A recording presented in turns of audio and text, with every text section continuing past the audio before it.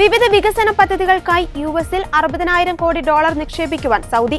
President Donald ട്രംപിന്റെ Saudi സന്ദർശനത്തിലാണ് സുപ്രധാന തീരുമാനം. 14,200 കോടി ഡോളറിന്റെ പ്രതിരോധ കരാറിലും ഇരു രാജ്യങ്ങളും ഒപ്പുവെച്ചു. യുഎസ് സഹകരണത്തിൽ 500 മെഗാവാട്ട് ശേഷിയുള്ള ഡേറ്റാ സെന്റർ സൗദിയിൽ ആരംഭിക്കുവാനും ധാരണയായി.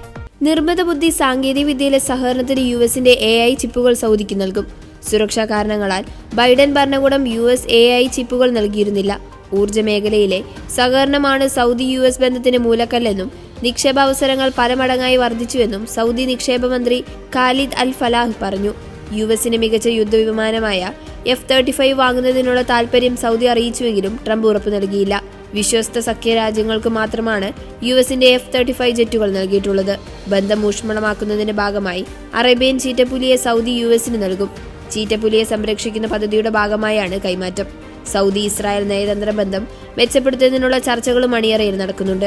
ഇസ്രായേലുമായി ബന്ധം പുനഃസ്ഥാപിക്കുന്നതിന് ഗാസയിൽ വെടിനിർത്തണമെന്ന നിബന്ധന സൗദി മുന്നോട്ട് വെച്ചതായാണ് വിവരം. ഇന്ന് റിയാദിൽ നടക്കുന്ന ഗൾഫ് ഉച്ചകോടിയിൽ പങ്കെടുത്ത ശേഷം ട്രംപ് ദോഹയിലേക്ക് തിരിക്കും. നാളെ അബുദാബിയിലെത്തും. രാജകീയ സ്വീകരണമാണ് അമേരിക്കൻ പ്രസിഡന്റ് ഡൊണാൾഡ് ട്രംപിന് സൗദി ഒരുക്കിയത്. പ്രസിഡന്റിന്റെ എയർഫോഴ്സ് 1 വിമാനം സൗദി വ്യോമാതിർത്തിയിലെത്തിയതോടെ സൗദിയുടെ F-15 വിമാനം അകമ്പടി നൽകി. സൗദി കിരീടാവകാശി മുഹമ്മദ് ബിൻ സൽമാൻ വിമാനത്താവളത്തിൽ നേരിട്ടെത്തിയാണ് ട്രംപിനെ സ്വീകരിച്ചത്. പിന്നീട് റിയാദ് റോയൽ പാലസിലും US പ്രസിഡന്റിന് സ്വീകരണം നൽകിയിരുന്നു. അതേസമയം സിറിയയ്ക്കെതിരെയുള്ള ഉപരോധം നീക്കുമെന്ന് US പ്രസിഡന്റ് ഡൊണാൾഡ് ട്രംപ് വ്യക്തമാക്കി. സൗദി കിരീടാവകാശി മുഹമ്മദ് ബിൻ സൽമാന്റെ ഇടപെടലിനെ തുടർന്നാണ് തീരുമാനം.